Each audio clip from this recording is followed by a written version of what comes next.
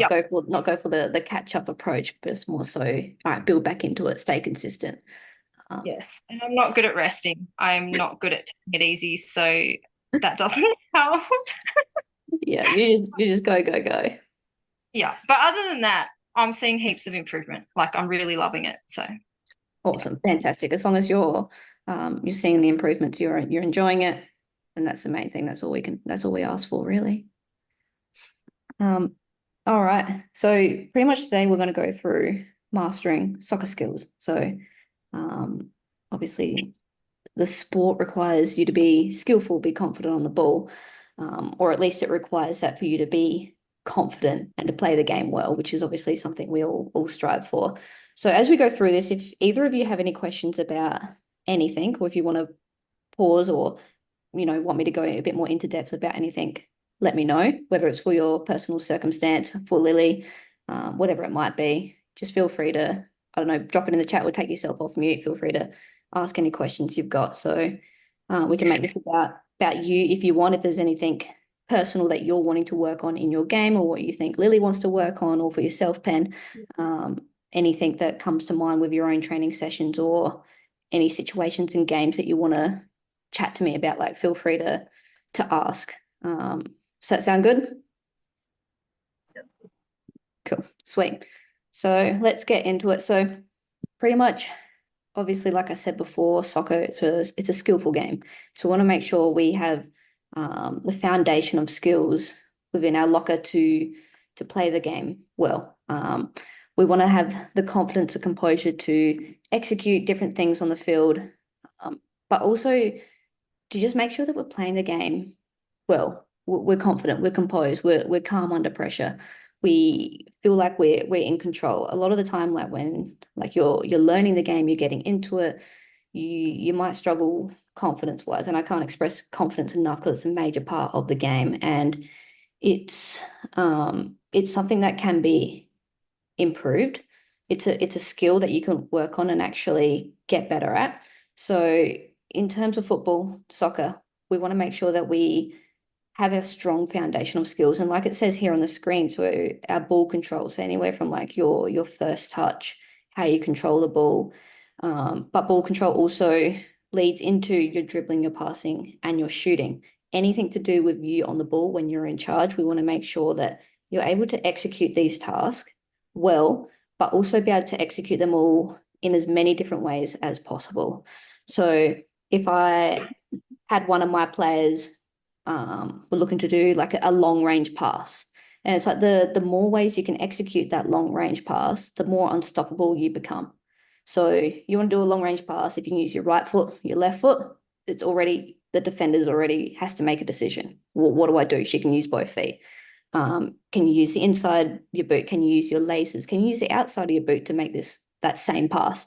So with a lot of these things, it's about being able to not just execute them well, but execute them in as many different ways as you can. The same for dribbling. Can you dribble right foot? Can you dribble left foot? Use different parts of your boot. I have a lot of my clients that go through basic dribbling drills, whether it's just between cones, just to work on weighting the touch, using the inside of the boot, the outside of the boot, the laces, doing different combinations. Because as you know, when you're out in the field, it's not just dribbling in a straight line. It's zigzag. You're under pressure. Sometimes you can take a bigger touch. Sometimes you can't afford to do that. So it's practice that. It's not just practicing the skills itself, but it's like, okay, practice the skill in a game situation. So you're actually working on something that you can actually translate and carry over into a game. You're not just doing your dribbling in a straight line. It's, you're dribbling while you're put under pressure. You're having to avoid things. You're having to react to different things, which is what happens on the field. Um, when it comes to passing, again, like I said, the more ways you can execute one task, the more unstoppable you become, and that's what we want to aim for. So we're passing left foot, right foot, laces, inside the boot, outside the boot. Can you do it one touch, two touch, long range, short range, in the air, on the ground? When we go to like talk about passing in the air, can you do that from different ranges? So you might be a player who's able to kick that ball long over 30, 40 meters. Can you still get the ball in the air if I said, can you pass it 10 meters, but chip that ball in the air? And it's like just having the ability to execute different tasks will allow you to make more effective decisions on the field, but allow you to impact the game more. Whereas you might see a pass, but you need to chip it over a defender's head. If you're unable to do that, you may not be able to get the pass there in the first place, but you still want to be able to execute that pass, chip the ball over the defender's heads, and then your teammate can get it, carry forward, and make an impact. So we don't want to be restricted by our own ability, if that makes sense. When it comes to shooting, same thing. Can you do it with your left foot, your right foot? Can you curl the ball? Can you curl it far post? Can you curl it near post? Can you strike it with your laces? Can you kick it first time? Do you need to take a touch? How quickly can you take a touch and shoot straight away? There's a lot of different aspects to shooting in terms of technique, but we'll touch on that a little bit later. But the more ways you can execute the one task, the more unstoppable you become. So when I'm coaching my clients in person for session, whereas online, I have them go through a variety of different like shooting drills, as well as all the other ball control, you're dribbling, you're passing, whatever it might be. Again, the more ways you can execute one task, the better. In a game, you won't always be in the most ideal situation to take that shot on goal. So we want to prepare for that. You might receive it under pressure. You might receive it with your back facing goal. You might receive it with all the time in the world. And sometimes that's where the most pressure comes from, is when you've got all the time in the world. It's a one-on-one situation, or it's an open goal.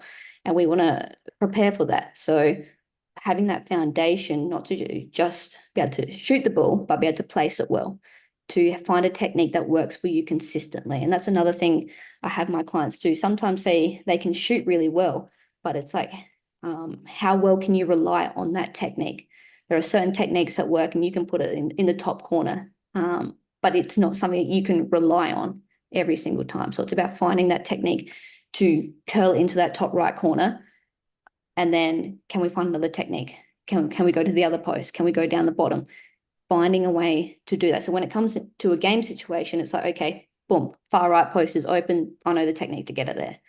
And it's similar with doing any sort of long range passing. The same principle, the same technique pretty much applies when it comes to shooting. It's just a matter of, with shooting, you're aiming for a specific place in the net rather than a teammate. We don't want to get them confused. Otherwise, we end up being that player that always hits the keeper on the chest. So we want to make sure that we prepare for that. So it's the same principle, same technique, but it's a different approach. There's also the foundational skills when it comes to defending. So defending it's specific. So no matter what position you play, at some point in the game, you have to defend.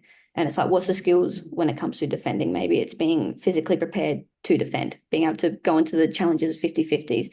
Maybe it's being able to shadow a defender, be able to react quickly, be able to read the play, anticipate. Can you force your defender, or your attacker in this case, one way? How can you make your attacker very predictable? And this is just like the principles of defending. But when it comes to defending, it's mainly like that, the mindset. We all know how to defend, but it could just be a matter of fine tuning that. Are you a player who likes or tends to find themselves diving in? Are you timing that step in wrong? When you go to put in that tackle, is that defender taking one or two touches around you? Are you overrunning the mark? Are you able to decel quick enough? Are you able to close down your defender? And these are things just to think about, because perhaps it's not so much defending, but it's the physical attributes behind defending that you need to work on. Your acceleration, your deceleration, your reaction time, whatever it might be. So what we want to work on is having a foundation that covers all of these principles here to take into the game. And there is a lot to it, but it's best if you pick one, you start there, you work on it, and then you integrate that into your game. And the best way to integrate it into the game is when you practice game-like situations. You put yourself under that pressure. You do what you would in a game, if that makes sense. Does anyone have any questions about any of this? All good? Cool. So let's go through ball control and first touch. So like it says here, first touch is everything in soccer, and it pretty much is. If there's one skill I would have you master, if not, have your left foot and right foot at equal ability is the first thing I would say, and then master your first touch. If you can't take your first touch to set you up, you're always going to be under pressure. You won't be able to dribble the ball or pass the ball or shoot the ball or impact the game in any way if your first touch is bouncing from here to 20 meters away, or perhaps not even 20 meters away. Perhaps it's at half a meter too far. When you're under pressure, it doesn't take much, and it's just a matter of you want to master that. You want to be able to receive that ball, direct that ball, take it around defenders, opponents, whatever it might be in any direction. Maybe you're taking a touch across your body, left foot, right foot. Are you receiving the ball while you're running at it? It's obviously going to be different when you're sprinting towards a ball when you take that first touch, as opposed to you're standing still and receiving the ball. And you want to be able to essentially master both. And to do that is just practice. It has the bottom there where it says drills that you can work on. A simple one that I used to do pretty much every day is just pass the ball against the wall, a rebound net, have someone pass you the ball, stand there, receive the ball inside the boot, outside the boot, receiving it and going back to where you came from, receiving and turning. So it's not just, take your first touch and it stops on the spot. It's where are we actually going with this? What happens in a game? How often in a game are you actually standing still when you receive the ball? And it's just, you're always on the run. You're always receiving the ball. A defender's running at you. So there's one thing to, take your first touch really well, but can you still take it well under pressure when you're running at speed? So these are all things that you want to be able to take control of.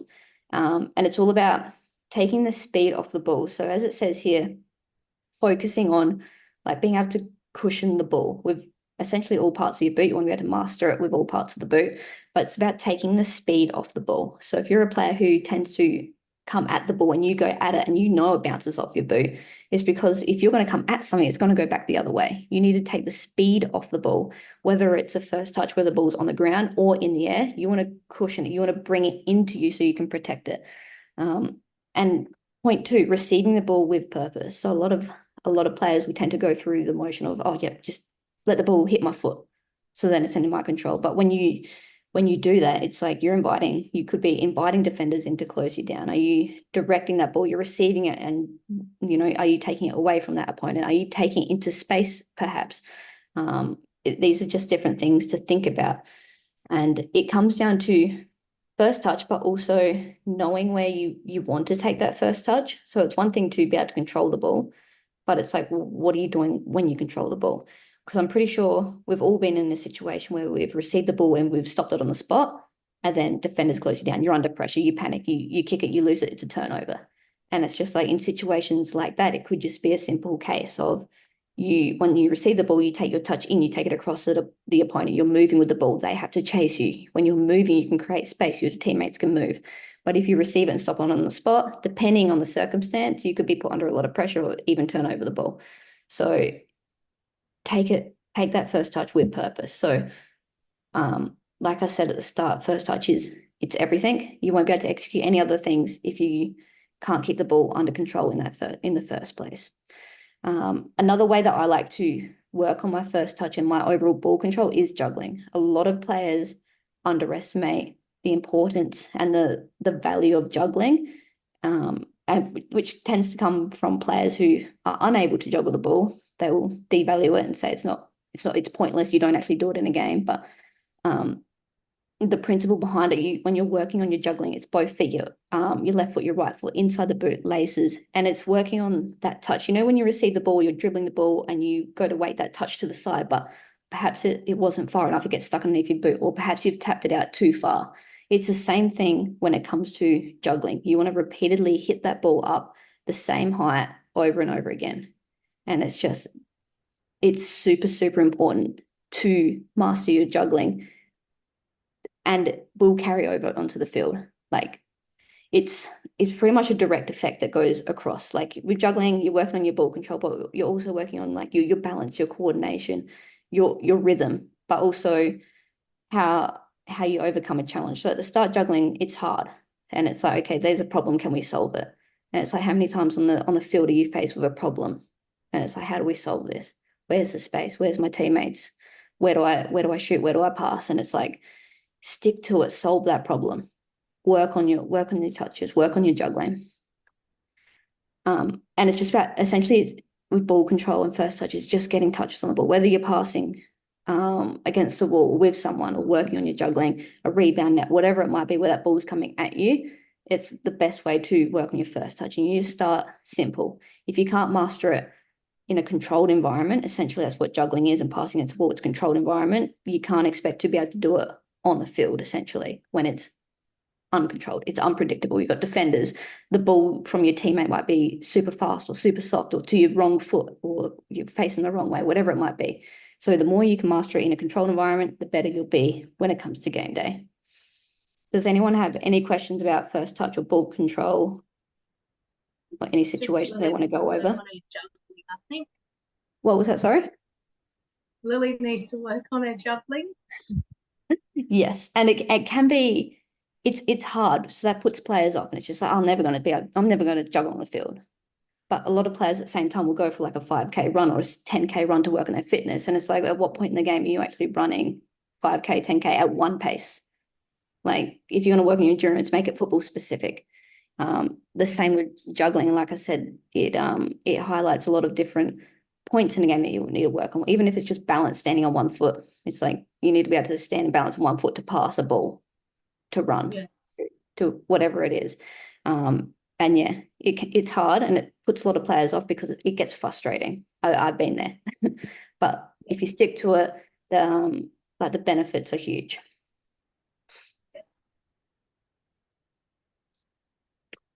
I'm going to touch on dribbling techniques. So there's a heap of different techniques. It's all about, when you're dribbling the ball, you're carrying it from point A to point B, no matter what that is. And along that journey, you have defenders, you have teammates making runs, calling for the ball. You might be moving the ball to take on players, or to simply create space for yourself so you can make that pass. And it's not just, like it says here, it isn't just about speed. So yeah, if you've got space in front of you, yeah, let's dribble the ball. But a lot of times you might be in a tight area where you still can dribble the ball to create space. But if you don't have that ball control, the right touches, the right weight on every touch, or the confidence and the creativity to execute that, then you're going to struggle. That's when the players who will tend to pass the ball first before they even think about dribbling. And it's just like, oh, I'm not good at dribbling. It's just, you need to be able to weight the touches, to do and practice drills at home in controlled environment, working on your touches, different parts of the boot. So then you can take it into games, and you'll notice that the more you practice at home or at trainings, whatever it might be, on your dribbling, and you just get used to having that ball at your feet at different speeds, whether it's you're dribbling as fast as you can, as slow as you can, or you changing direction on the ball, whatever it might be, the more you practice, the better you'll get. And you'll notice that your confidence will start to grow on the field, and you'll start to move the ball. You'll be thinking, all right, I've got to dribble forward, there's space. How do I attack that? And that will be your first thought, rather than just receiving the ball. Okay, I've got to pass it because I don't know how to dribble, or I can't dribble, or I don't have the creativity to do so. The other thing is that when you're dribbling the ball, you want to be able to know when to take on opponent, how to use the space, when to make a pass. So it's not just, or ideally you want to be able to work on your dribbling first, but then it's like, okay, you're dribbling the ball. Why are you dribbling the ball? Where are you taking it? How are you helping your team, essentially? Is there an opponent that's one-on-one that you need to be able to take them on? And to take an opponent, essentially, you need to be dribbling the ball to start with. So it's about learning to first dribble the ball well at different speeds, different directions, different parts of your boot, your inside, outside laces, whatever it might be, in different combinations, because in games, different situations arise. And then it's about thinking about that next step. It's like, okay, I'm dribbling the ball, but why? Where am I taking it? What am I doing? If I'm driving an opponent, am I allowing to draw them in to make a 1-2 pass? Or am I driving at them to use your one-on-one moves to take them on? And it's just, you start to not just think about what you're doing with the ball, but what's your next step? It's just like when you receive the ball in a game, you want to be able to know your next pass before you receive the ball, the scanning, that awareness. So you start thinking steps ahead. And when you develop that ball control and you start to master the ball at your feet, you worry less about your first touch, your dribbling, your passing, and all that. You start focusing on, how am I going to impact the game? What are the tactics? What am I working on? How can I make my teammate right next to me look like the best player in the world? And your thinking changes, because you don't need to think about the ball at your feet, because it's a magnet. Like, you've done the work. You have that confidence. So you want to focus on that close ball control, keeping the ball close while moving. it might seem simple, but when you are under pressure or using different parts of your boot in different situations, it can become challenging, and it's important that you practice that. Using both feet, so improves your versatility and unpredictability. If you can use your left foot, your right foot, it doesn't matter what way the defender shows you or where they're coming from, because you can just you use both feet. You can protect the ball, you can change direction of the ball, you can execute twice as many tasks as you can if you've only got one foot. And the third point, changes in speed and direction. So like I said at the start, you're never really dribbling in a straight line. You're changing direction, you're reacting to situations in games, and you want to make sure that you're able to execute your dribbling like within seconds, because obviously you might be dribbling a straight line, defender closes you down from one angle, you may not even see them coming. Can you use different parts of your boot to change direction? Can you use it with the inside, your right, outside the left, to create that space to get away from defenders? So it's not just about dribbling a straight line, but it's moving away from defenders, creating space for yourself. And one way that I like to do this, I do it with like a heap of my clients, is a simple dribbling through cone drills. And it's like a lot of players at higher levels tend to look at that and think, oh, that's easy, this ain't going to improve my skills, etc. And it's just like, okay, well, how fast can you do it? Can you use both feet going through the cones? Can you do it with your eyes up, etc.? Can you do it while under pressure with someone closing you down? Can you do it with a one-on-one situation at the end? And it's just different ways to make a simple drill more challenging. But you want to be able to master the basics. You want to be able to dribble between your cones using both feet, inside, outside, laces, whatever it might be rolling over the top. Different variations of dribbling that might present in a game. You want to be practicing them in a simple setup.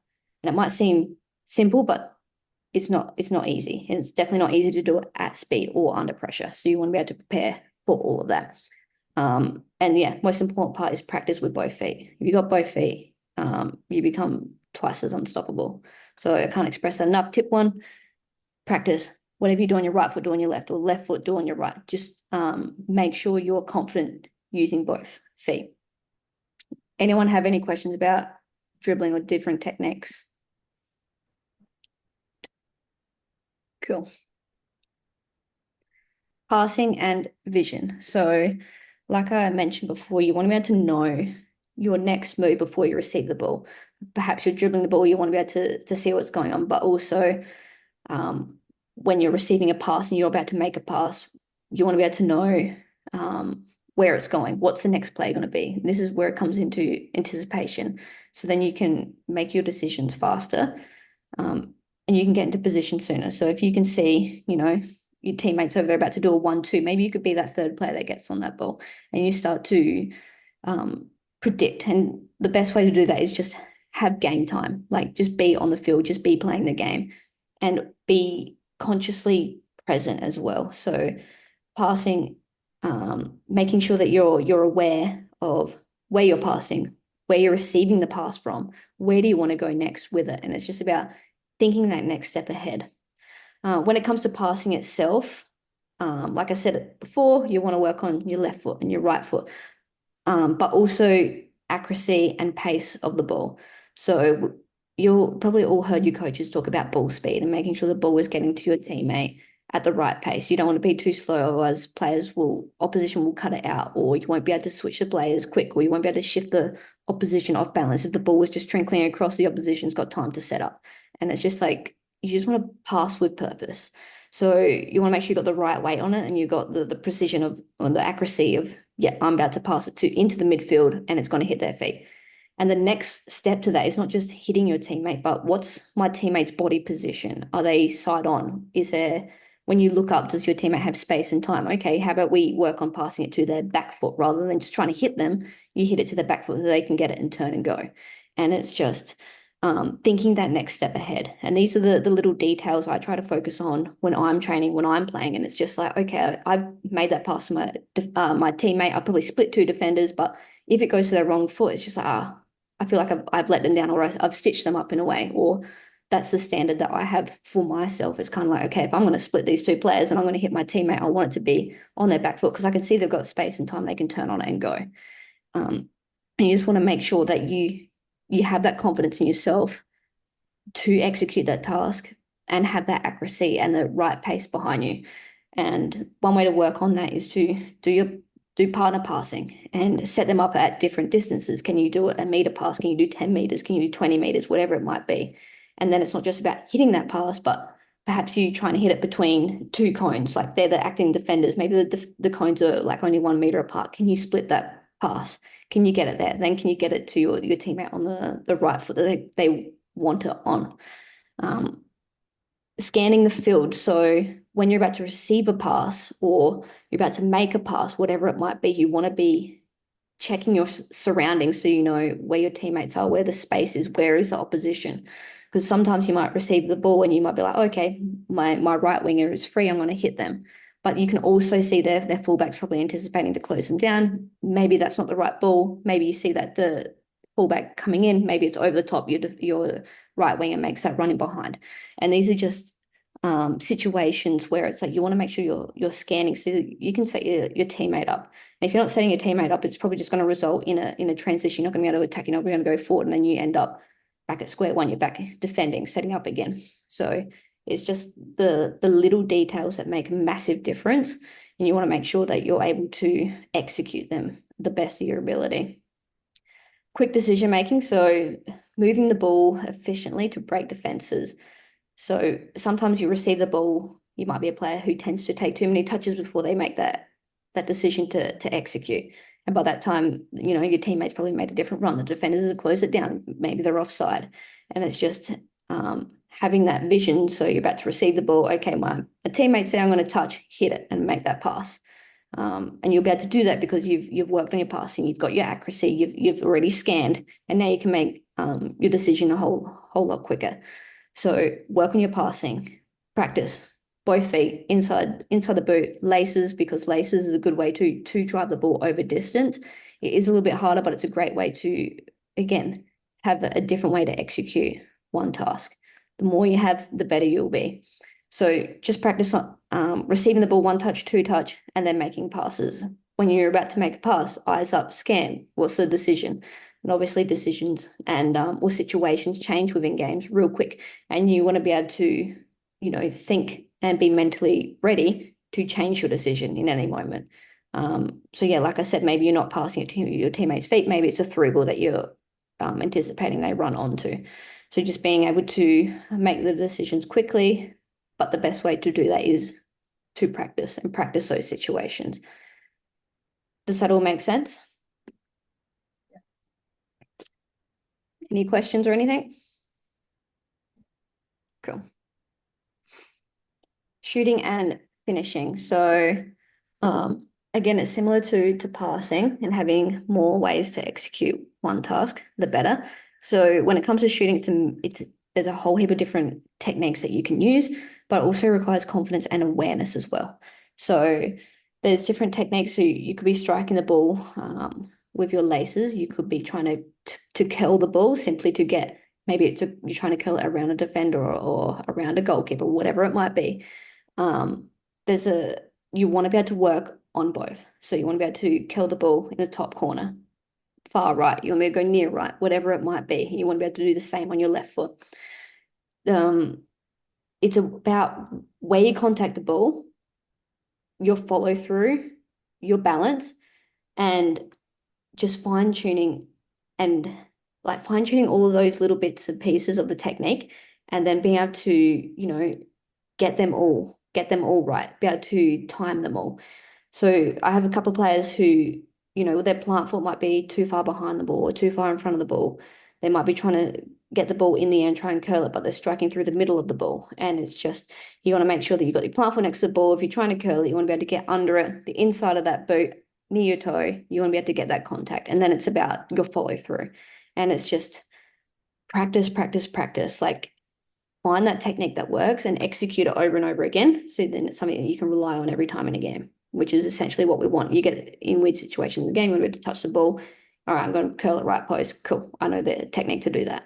Know your angles as well. Accuracy and power. So a lot of people will debate on whether accuracy is better than power or vice versa. Essentially, you need both. But power is easy to train. Power is just your ability to hit the ball hard. Accuracy is what makes it is more challenging. So you want to work on your accuracy. If you're hitting it in the corner, it's going to be like you're on frame. You're more likely to score if you're placing it in the corner rather than just trying to kick the crap out of it, essentially. So you want to be able to work on your accuracy first and power later. So there's no point trying to kick it hard if it's not going anywhere. And the whole idea of shooting is to score a goal. And to score a goal, you simply just need to pass the ball past the keeper. It doesn't need to be anything fancy. It just needs to be put in a corner. Even if it's like heading towards that corner, the keeper does get a hand to it or something, they're more likely to knock it out. They're reaching for it. Maybe you have a teammate follows up. Maybe it's you that follows up on that shot, whatever it might be. So always work on your accuracy before power, because it doesn't take a whole heap of power to put the ball in the net.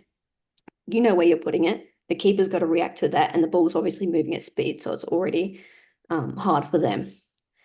The other thing is having composure under pressure. So it's one thing to work on your shooting in different techniques, but you want to make sure, you know, that you're working on this and you're practicing this under pressure. So maybe you practice with a friend or a family member, whatever it might be, and they might be, you know, a defender in front of you, or maybe it's a defender chasing you down from behind where you don't know where they are, but you know they're close, and you've got to be able to execute, you know, the technique you've worked on with the accuracy under pressure.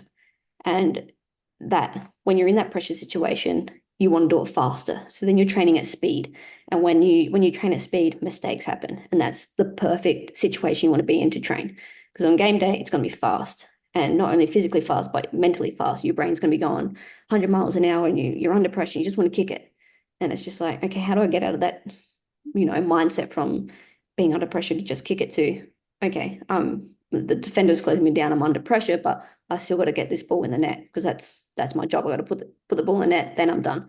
So it's about maintaining your technique, your accuracy, the right power under pressure. So making sure that you're practicing this will be huge. So then when it comes to game day, whatever situation presents, you'll be able to put the ball in the back of the net from different angles. Does anyone have any questions about shooting or finishing, or anything they want me to touch base on with technique wise? Nope, all good? Cool. So defending skills. So like I touched on at the start, a lot of defending can be that physical side. So your ability to accelerate, decelerate, change direction, react to your attacker. But then it's also about, you know, being able to anticipate your opponent's moves. So then you can position yourself ideally so that you can win the ball.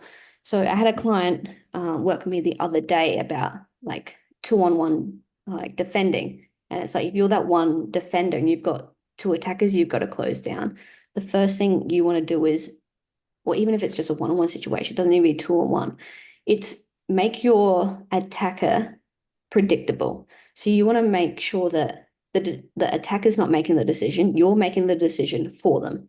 So if they're dribbling the ball straight at you and you're running straight at them, they can go either side of you. So you want to make sure your positioning is correct and that you're making their next action as predictable as possible for you.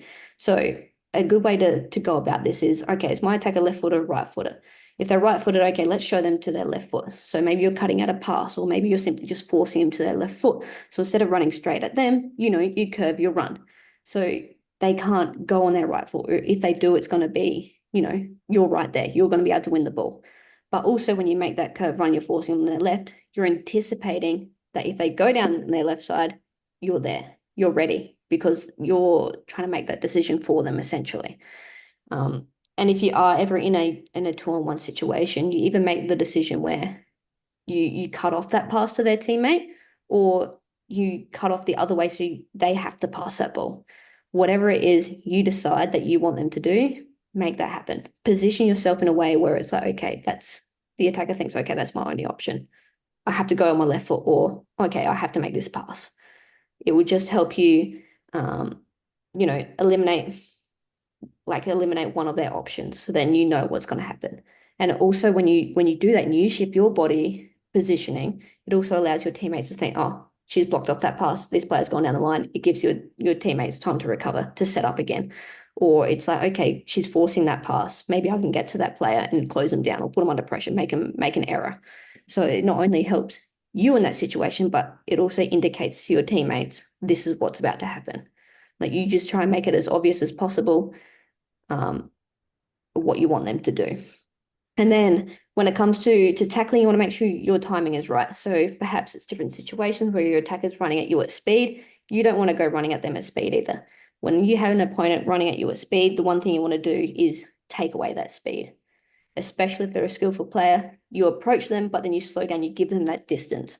So you're not running at them where they can just take a touch and go around you. It's you've approached them, but you're at a safe distance. So you can slow them down, and then you can start to be like, okay, now I'm going to force you this way or force you that way. And then if you are in a position where you can make that tackle, it's knowing when to commit to that tackle. Because if you commit too early, they're just going to touch and go around. If you go too late, they're probably already in front of you anyways. So it's about knowing when to time that. And it's about once you make their decision for them, you force them one way, then it's okay. Maybe you wait for a heavy touch. Maybe you wait for them to get their eyes up. They're looking for a pass. Maybe that's when you snatch the ball. And it's just about thinking about, your own timing, what you want them to do. How can you win the ball? The 1v1 defending, jockeying. So like I said, take their speed away. If they're dribbling at speed, take that speed away from them. Because when you've got the ball and you're dribbling at speed, it's so easy for you to take on players. So now that you're the defender, you want to eliminate that. You want to take that away.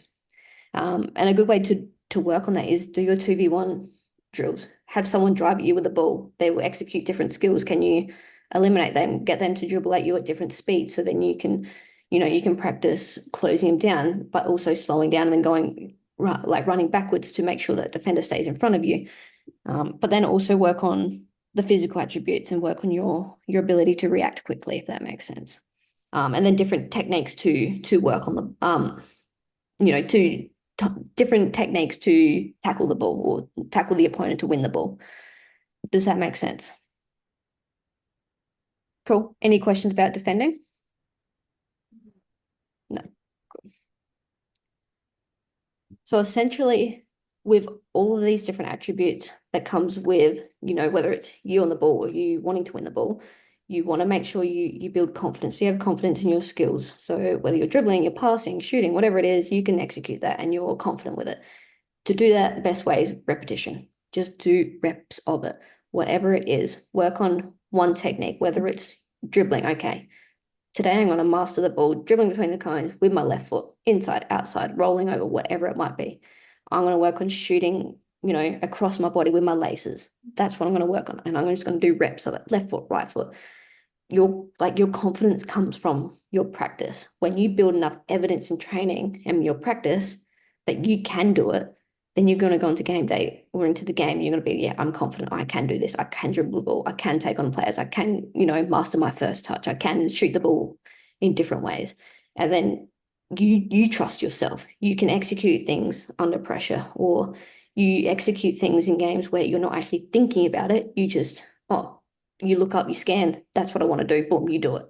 You've taken that shot, you've made that pass, you've dribbled the ball, you've done whatever it is, because you've done it in practice so many times. Like I said, the more you practice, the less you have to think about it in games, the more natural, more automatic it becomes. So whatever the task is, just get plenty of reps in. Do the reps, build the evidence during your training week, and that will help you build confidence and self-trust. And that's essentially what we want when you step on the field is confidence. You want to have the courage to be able to execute things and be able to trust yourself, especially under pressure.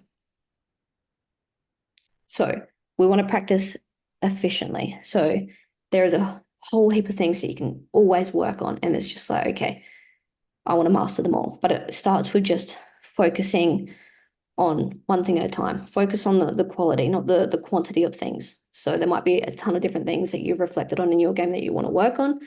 Pick a couple of them that you want to spend some time mastering. So again, it's repetitions. What's one area in your game that you really want to focus on and work on? Perhaps it's dribbling. Perhaps it's shooting with your non-dominant foot. Perhaps it's dribbling with your dominant foot. Maybe it's receiving your first touch under pressure or directing it away. Whatever it is, spend time working on that. So when it comes to a game, you can rely on that. It's no longer something that you fear or, is a weakness or is a potential to turn over the ball. It's okay, I've actually worked on this. I can actually do this. Cool. Tick that off and then work on the next thing. So, spend a couple of minutes every day or whenever you can essentially to, work on specific skills or drills, add variety into the skills. So maybe you're not just dribbling between cones in a straight line. Maybe it's a zigzag. Maybe it's different patterns. Maybe you've got someone calling out and like holding up a certain amount of fingers that you call out the numbers. So then you start to scan, get your eyes up, etc. Maybe it's, you're passing the ball in between cones to a partner where you're having to split the pass, whatever it might be. And make it as game realistic as you can. Obviously, training's always going to be different and it's not going to be exactly the same, but the example where you're dribbling between the cones, do it at speed, do both feet, do it eyes up.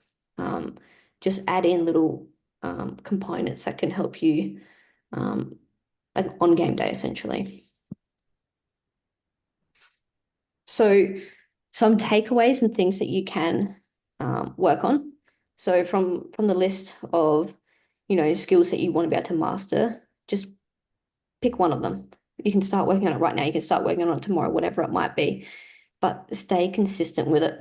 With a lot of things that you learn that are new, it's going to be frustrating. You're going to be derailed. Every time you shoot the ball, it's going over the bar, it's going wide, it's going in the middle. I can't direct it, whatever it might be. Work on it. Keep working on it. Fail over and over and over again, so then you can eventually get it right. But if you give up, you're not going to get there anyways. So find something or reflect on your game, what it is you want to work on, or maybe it's not a reflection, it's something you want to add into your game. Pick one, keep to it, and just get plenty of reps in. And then, if you want to set yourself challenges or, a way to make sure that you're progressing, or little targets, little goals that you want to hit, whether it is the number of juggles or the amount of passes that you receive within, a 20 pass training drill, how many of them do you want to be able to lose or to gain, whatever it might be. It's set yourself little targets and then you want to be able to carry that over into game. So when it comes to game day, you're like, okay, every time I receive the ball, I'm going to keep the first touch. Like I'm going to keep my first touch close. I'm going to keep the ball. I'm not going to turn the ball away, turn the ball over from a first touch. Cool, let's work on that. When you're in a game, you're going to take 5 shots. You want at least 2 of them to go in, whatever it might be. Set yourself little targets, the things to work towards, so then you know that you're progressing. And the best way to know you're progressing is when you enter the game and you're feeling confident, you're composed, and you're executing these things, whether you're thinking about it or not thinking about it. That's just different ways to tell that you are improving it, you are getting better. And it's about how you feel. Like I said at the start, you want to be confident, you want to be composed, you want to be able to trust yourself.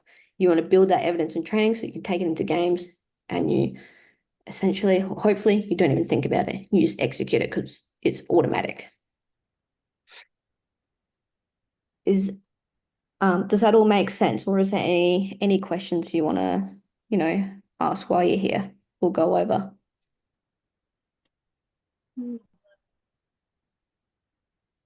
No, that all makes sense? Yeah. Perfect. Awesome. Well, I hope you enjoyed, hope you learned something or you were reminded of different things. You got some practical things to work on, to take away. We all know as players, our strengths, our weaknesses, but it's also good to get feedback from coaches. You get different opinions of things that you can work on in your game. But essentially, if you're going into game day, you're not feeling as confident or as composed as you'd like to be, cool. That's fine. What can we work on? What can we do about it? And start to add those things into your training week. And you just want to be able to, like I said, get the repetitions in. That will be the most important thing you do, is get reps in of whatever it is you want to work on. Just do it over and over and over again. Even when you master something, you're like, okay, actually my first touch is pretty good. I have no issues with it. Cool. Keep working on it. Keep practicing. Keep doing it in different situations. Keep on going. Practice. But that is all. I'll leave it there. If anyone has any questions about anything we went over, or if you want any extra help or guidance on things, feel free to reach out to me at any point. Whether you want to just, have a quick call or text me or whatnot. I'm here to help and provide whatever help or service I can to make sure that you're feeling confident when it comes to games. But thank you all very much. I hope you enjoy the rest of your evening. You're welcome. Bye-bye. Yeah. Thanks, Emily. You're welcome. Thank you. Bye. See ya.